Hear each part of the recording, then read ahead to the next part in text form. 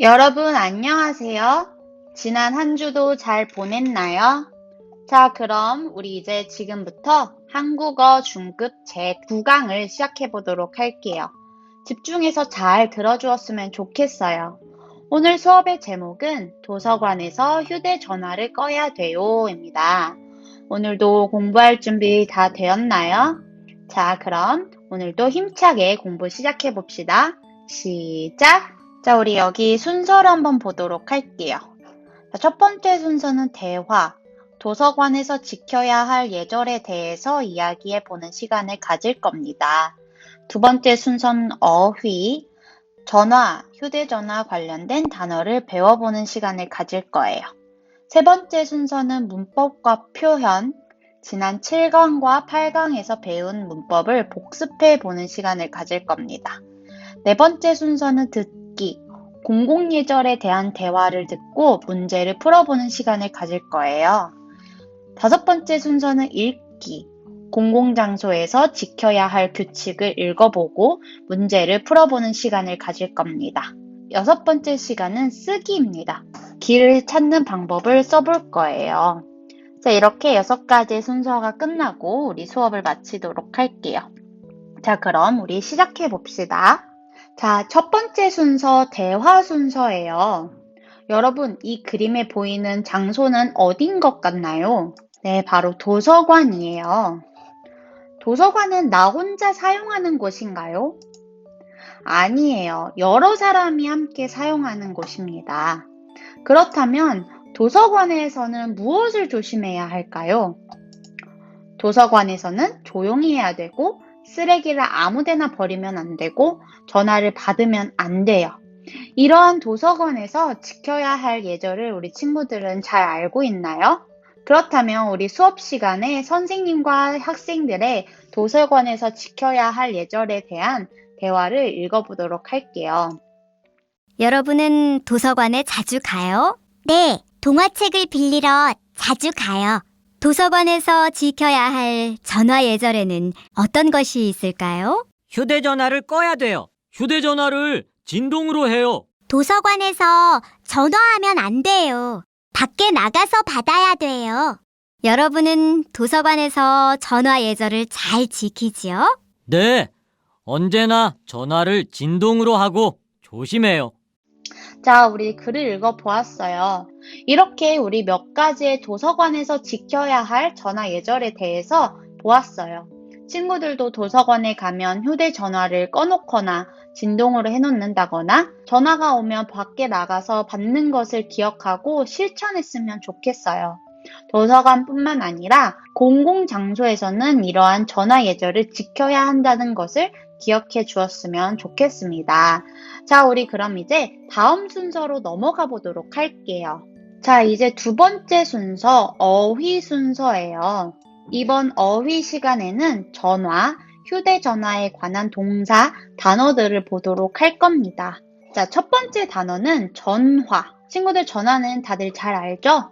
포어로는 텔레포니입니다. 우리 전화에 대한 예문을 볼게요. 집에 새로 전화를 놓다. 일주일 동안 전화 한 통 없다.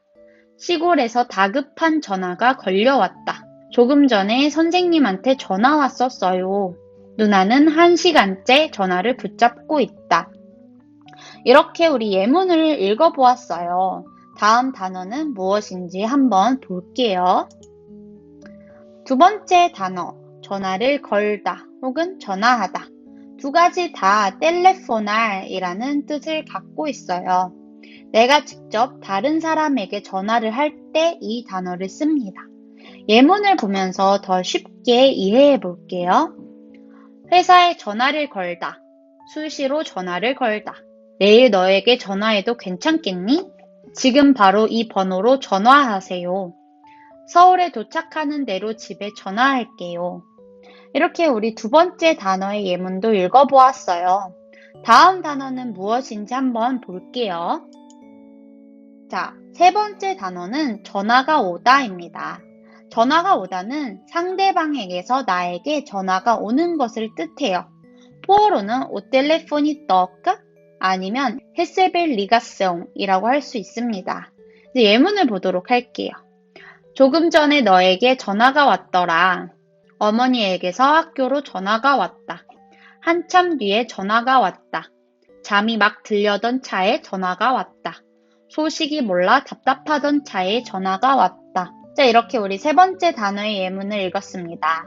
다음 단어는 무엇인지 한번 볼게요. 네 번째 단어는 전화를 받다입니다. 전화를 받다의 뜻은 상대방에게서 전화가 왔는데 그것을 받는 것을 이야기합니다.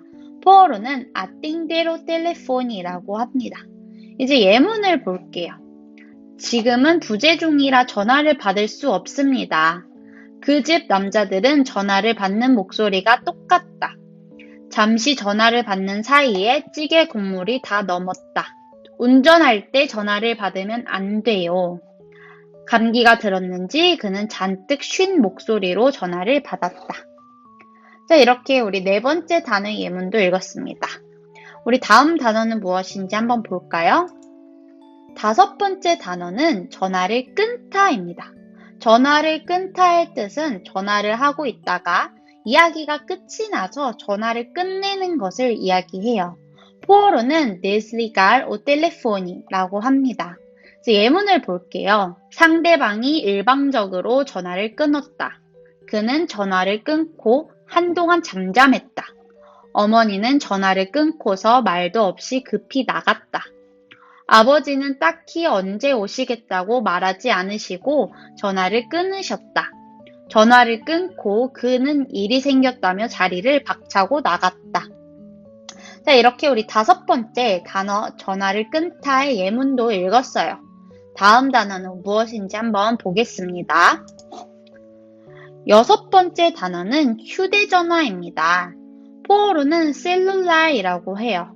휴대전화는 손에 들거나 갖고 다니는 전화의 뜻으로 우리가 흔히 말하는 핸드폰이에요. 예문을 읽어보도록 할게요. 비행 시에는 휴대전화를 사용하면 안 된다. 이번 달에 휴대전화 통화료가 많이 나왔다. 내가 오늘 휴대전화를 집에 두고 나왔지 뭐야. 인서가 새로 산 휴대전화를 자랑했다. 영화관에서는 휴대전화를 꺼두는 게 기본적인 에티켓 아냐? 자, 이렇게 우리 휴대전화의 예문을 보았어요. 다음 단어 한번 보도록 하겠습니다. 일곱 번째 단어는 휴대전화를 켜다입니다. 이 단어의 뜻은 말 그대로 꺼져 있던 휴대전화를 켜는 것을 말해요. 포어로는 ligar o celular이라고 하죠. 많은 사람들이 켜다를 이야기할 때 키다라고 잘못 발음하는 경우가 많아요. 그거는 잘못된 표현이에요. 항상 켜다를 이야기할 때 켜야, 켜면, 켜는 이런 식으로 이야기해야 합니다. 우리 이제 예문을 볼게요.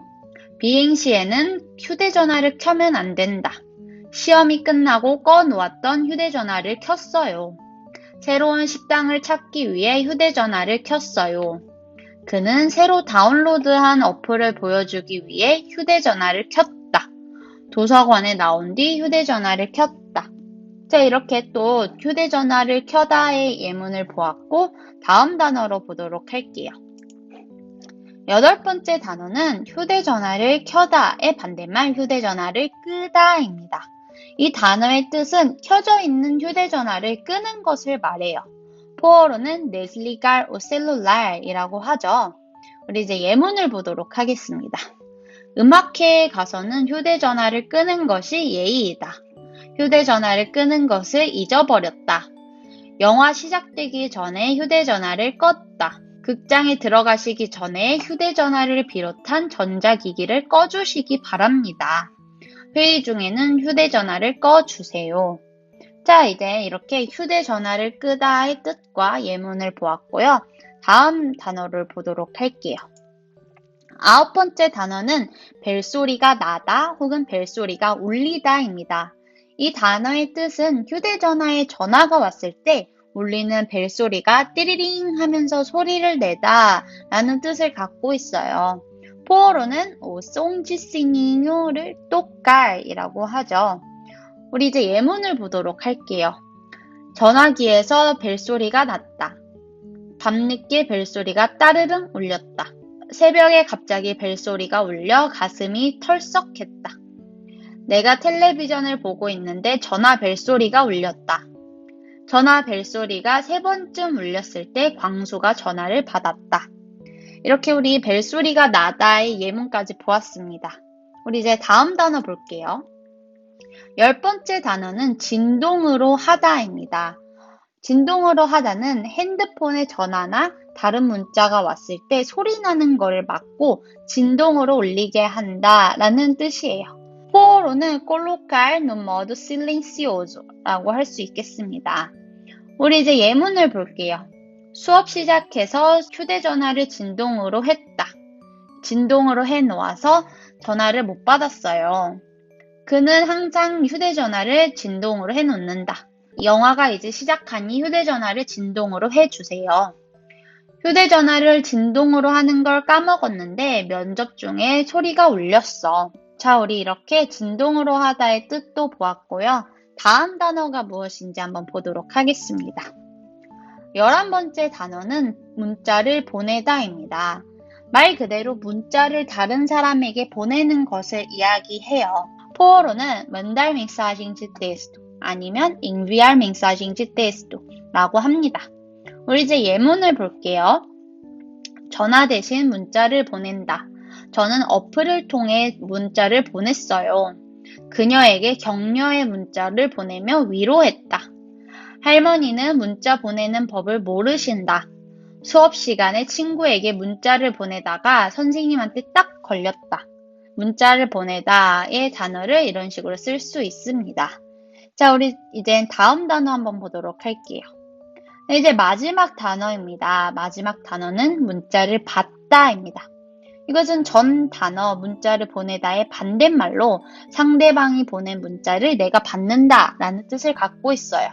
포어로는 receber mensagem de texto 라고 합니다. 우리 이제 예문을 읽어볼게요. 전화 대신 문자를 받았다. 한 학생은 매달 2,000개 가량의 문자를 받는다. 친구들과 문자를 주고받는 것을 좋아하나요? 이 학생은 하루 종일 문자를 주고받는다고 말한다. 내 문자 못 받았어? 자, 이렇게 우리 친구들 전화와 휴대전화에 관한 단어들을 쭉 보았습니다. 우리 한번 이제 복습해 볼까요? 전화, 전화를 걸다, 전화하다. 전화가 오다, 전화를 받다, 전화를 끊다, 휴대전화, 휴대전화를 켜다, 휴대전화를 끄다, 벨소리가 나다, 진동으로 하다, 문자를 보내다, 문자를 받다. 자, 여기까지 우리 어휘 순서가 끝났어요. 전화, 휴대전화 관련된 단어들을 잘 배웠나요? 그럼 우리 이제 한번 문제를 풀어보도록 할게요.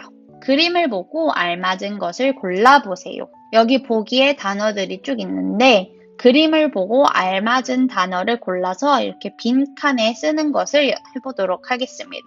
첫 번째 단어. 이 그림에는 남자아이가 전화 다이얼을 누르고 있는 모습을 보고 있어요. 어떤 단어가 이 그림에 맞는 걸까요? 네, 전화를 걸다입니다. 자, 두 번째 그림. 이 여자아이는 전화가 울려서 수화기를 들어 귀에다 대는 모습인 것 같아요. 그럼 이 그림에는 어떤 단어가 맞는 걸까요? 네, 전화를 받다입니다.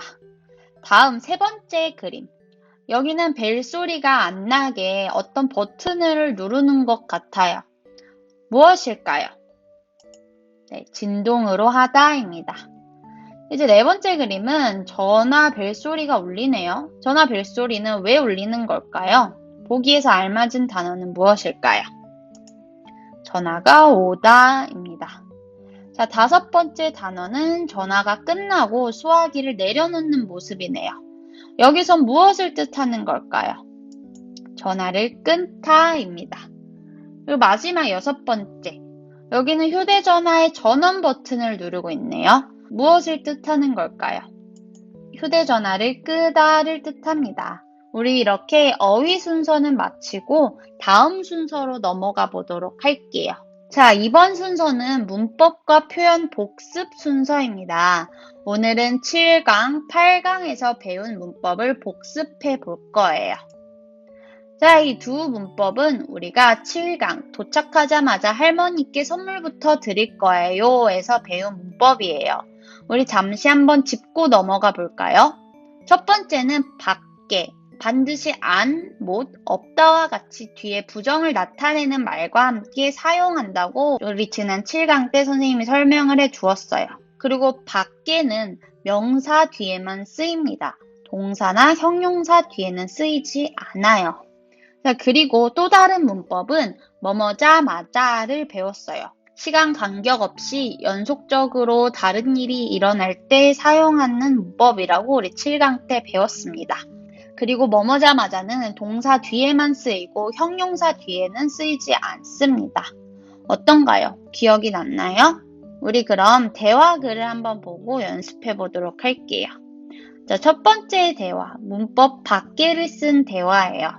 여기 있는 빵을 누가 다 먹었어? 몰라요. 저는 한 개밖에 안 먹었어요. 두 번째 대화는 뭐뭐자마자를 쓴 대화입니다. 어제 몇 시에 잤어요? 침대에 눕자마자 잠이 들었어요. 자, 이렇게 우리 대화도 보았으니까 문제를 한번 풀어볼게요. 첫 번째 문제는 밖에를 쓰며 보기와 같이 써보세요입니다. 여기 누나는 바지만 입어요. 이거를 밖에를 써서 누나는 바지밖에 안 입어요. 이렇게 바꾸었어요. 우리 한번 친구들 지난 7강을 기억해 보면서 이 세 문제를 풀어볼까요? 정지 버튼 누르고 한번 풀어봅시다. 그 다음에 답을 알려주도록 할게요. 정지 버튼 눌러주세요. 네, 친구들 잘 풀었나요? 여기 정답이 나왔어요. 여기 정답과 똑같이 썼나요? 정말 잘했어요. 우리 이제 다음 문제로 넘어가 볼게요. 두 번째 문제는 뭐뭐자마자를 쓰며 보기와 같이 써보세요. 여기 보기를 봅시다. 집에 들어오다, 손을 씻었어요. 이 두 개의 문장을 뭐뭐자마자를 쓰면서 붙여보았어요. 집에 들어오자마자 손을 씻었어요. 이런 식으로 우리 여기 나오는 세 문장을 지난 7강을 기억해보면서 풀어봅시다. 정지 버튼 눌러주세요. 네, 이제 이렇게 답이 나왔습니다. 선생님이 쓴 것처럼 잘 풀어보았나요? 정말 잘했어요. 우리 이렇게 7강 문법은 다 복습해 보았고요. 8강 문법으로 넘어가 보도록 할게요. 자, 이제는 8강 어렸을 때 한복을 입고 찍은 사진이야 에서 배운 문법을 보도록 할게요. 첫 번째는 으로, 명사에부터 향하는 목적지 또는 방향을 나타낼 때 사용한다고 지난 8강 때 설명을 해 주었어요. 이렇게 받침이 있는 경우에는 으로라고 쓰이고 받침이 없는 경우에는 로만 쓰인다는 것을 우리가 배웠습니다. 그리고 또 다른 문법은 뭐뭐일 때를 배웠어요. 어떤 일이 발생한 시간의 순간이나 동안을 나타낼 때 사용한다고 우리 지난 8강 때 배웠습니다. 그리고 뭐뭐일 때는 동사, 형용사 뒤에 쓰일 때는 받침이 있는 경우에는 뭐뭐일 때, 그리고 받침이 없는 경우에는 동사 혹은 형용사 마지막에 리을만 붙이고 때를 쓴다는 것을 배웠어요. 그리고 명사를 쓸 때는 때만 붙이는 걸 우리가 지난 시간에 배웠습니다. 어떤가요? 기억이 났나요? 우리 그럼 대화글을 보고 연습을 해보도록 할게요. 문법으로를 쓴 대화예요. 지하철역에 가려면 어디로 가야 해요? 오른쪽으로 가세요. 두 번째, 뭐뭐을 때를 쓴 대화예요. 점심때 뭘 먹었어요? 햄버거를 먹었어요. 자, 이제 대화도 보았으니까 문제를 한번 풀어볼게요. 첫 번째 문제, 으로를 쓰며 보기와 같이 써보세요. 보기 한번 볼게요. 왼쪽으로 으로 가세요. 화장실이 있어요. 인데 왼쪽은 받침이 있는 걸로 끝나니까 왼쪽으로 가세요. 화장실이 있어요. 이렇게 바꾸어서 썼어요. 이런 식으로 우리 한번 지난 8강을 기억해 보면서 이 네 문제를 풀어볼까요? 정지 버튼 눌러주세요. 자, 친구들 잘 풀어보았나요? 여기 정답이 나왔어요. 여기 정답과 똑같이 썼나요? 정말 잘했어요. 우리 이제 다음 문제로 넘어가 볼게요. 두 번째 문제, 뭐뭐을 때를 쓰며 보기와 같이 써보세요. 여기 보기를 봅시다. 주사 맞다, 제일 무서워요. 이 두 개의 문장을 뭐뭐 을 때를 쓰면서 붙여보았어요. 맞다는 동사이고 받침이 있으니까 을 때를 써서 주사 맞을 때 제일 무서워요. 이렇게 바꿔서 썼어요. 이런 식으로 우리 여기 나오는 세 문장을 지난 8강을 기억해 보면서 풀어봅시다. 정지 버튼 눌러주세요. 네, 이제 답이 나왔어요. 선생님이 쓴 것처럼 잘 풀어보았나요? 정말 잘했어요. 이렇게 우리 7강, 8강 문법을 다 복습해 보았습니다. 우리 이제 다음 순서로 넘어가 보도록 할게요. 이번 순서는 듣기 순서입니다. 무엇을 했어요? 맞는 것을 찾아 연결해 보세요. 선생님이 듣기 질문을 들려줄 테니까 우리 친구들 잘 듣고 다음 슬라이드에 나오는 문제를 풀어보도록 할게요. 들어봐요. 1번, 전화를 끊자마자 밖으로 나갔어요. 2번, 이야기를 듣자마자 울었어요. 3번, 집에 오자마자 숙제를 했어요. 친구들 잘 들었나요? 우리 이제 문제를 풀어보도록 할게요. 1번, 전화를 끊고 뭘 했다고 했나요? 네, 밖으로 나갔다고 했어요. 3번이랑 연결해야 됩니다. 자, 2번, 이야기를 듣고 어떤 일이 있었나요? 네, 친구가 울었다고 했죠. 네, 잘했습니다. 3번, 집에 오자마자 친구가 한 것은 무엇이었나요? 네, 집에 오자마자 숙제를 했다고 했어요. 2번이랑 연결해야 됩니다. 네, 정말 잘했어요. 우리 이제 두 번째 문제를 볼게요. 두 번째 문제는 예절에 대해 이야기를 하고 있어요. 우리 잘 듣고 다음 슬라이드에 나오는 문제를 풀어보도록 할게요. 스쿨버스를 탈 때 어떻게 해야 돼요? 줄을 서서 차례차례 타야 돼요. 맞아요. 버스 안에서는 어떻게 해야 해요? 위험하니까 돌아다니면 안 돼요. 그리고 버스에 타면 꼭 안전띠를 매야 돼요. 그래요. 또 어떻게 해야 돼요? 버스를 타고 갈 때 큰 소리로 웃고 떠들면 안 돼요. 맞아요. 운전에 방해가 되니까 큰 소리로 떠들면 안 돼요. 우리 모두 버스에서 예절을 잘 지켜요. 친구들 잘 들었나요? 듣기 지문을 듣는 동안 몇 가지의 단어가 궁금했을 수도 있어요. 새로운 단어여서. 자, 여기에 세 가지의 단어를 선생님이 포어로 이렇게 써 놓았어요. 이것을 참고하고 우리 문제를 한번 풀어보도록 할게요. 첫 번째 문제, 들은 내용과 같은 것을 고르세요. 첫 번째 그림은 버스 안에서 춤을 추는 모습이에요. 두 번째 그림은 의자에 앉아서 안전띠를 매는 모습이에요. 세 번째 그림은 버스 안에서 친구와 장난치면서 친구를 밀어내는 모습이고, 네 번째는 친구 보고 스쿨버스에 들어가려고 미는 모습이에요. 어떤 그림이 들은 내용과 맞는 걸까요?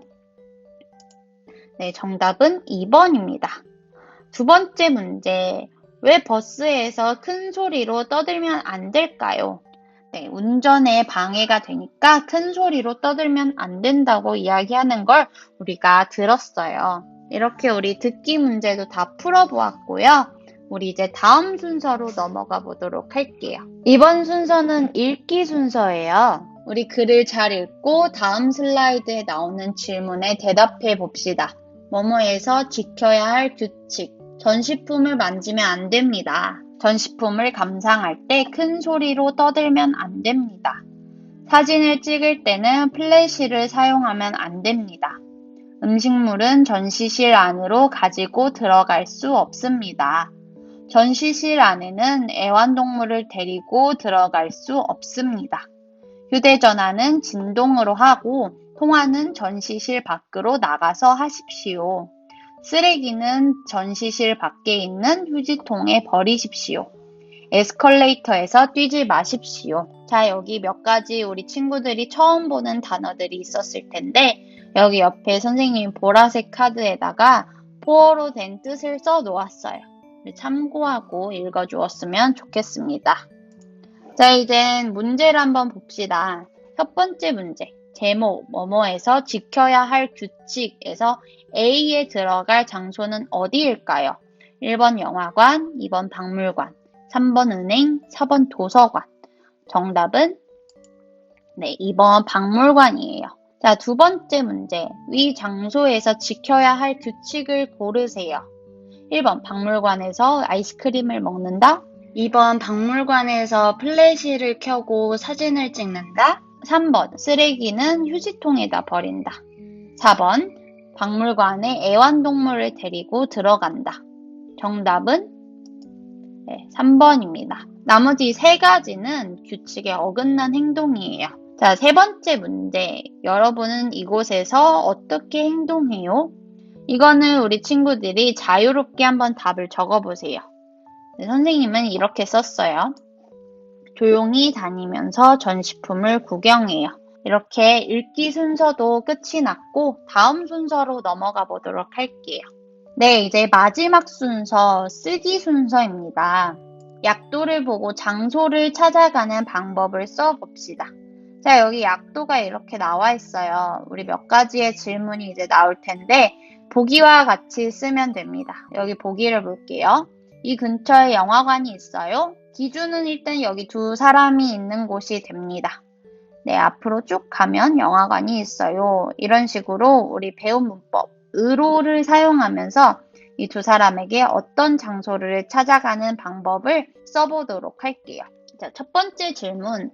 이 근처에 백화점이 있어요? 자, 백화점은 여기에 있어요. 여기에 있는데 어떻게 이야기를 해주면 좋을까요? 친구들 한번 써볼까요? 선생님은 이렇게 썼어요.